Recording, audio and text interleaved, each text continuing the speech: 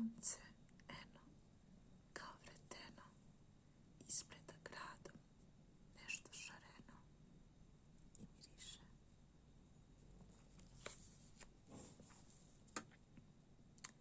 Reci mi, zašto s tobom u hodu odjednom danas govorim tiše i zašto misli nekud odu, pa samo trepćem i ništa više. Kad ispod lipa seke se ruše, zašto sam tako odjednom smušen?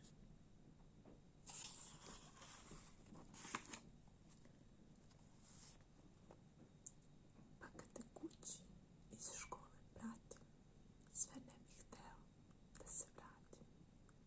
Već dugo stojim i dugo ćutim, pod vetrom toplim i suncem žutim.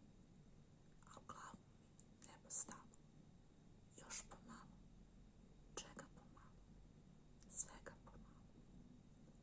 Ako se setim, ja ću ti reći i uteći.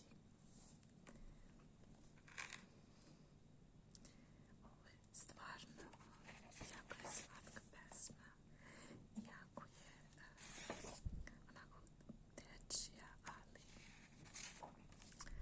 opet ima veliku dubinu.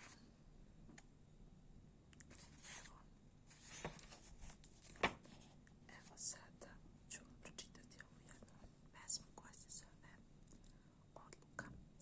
I sada ću preći na tiho pričanje, jer mislim da možda bolje se čuje kada čitam. Hajde da probamo. Vi mi recite šta vam se više sviđa.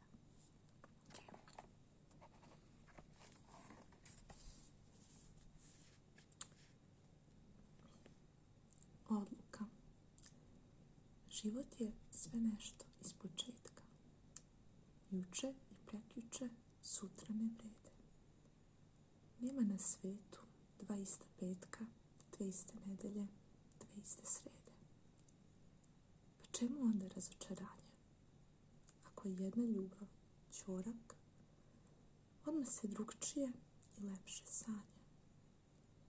I kad si najviše tužan i gorak, kad se novih očiju setiš i shvatiš, ti letiš, divnije letiš. Ko je to video da dečak pati, da kunja kmeza i da plače? Svaki put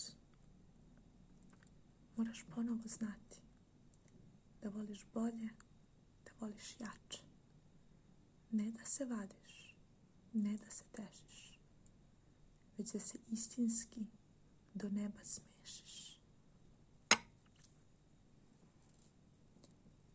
Nema na svetu dve iste srede, dva ista utorka, dva ista petka.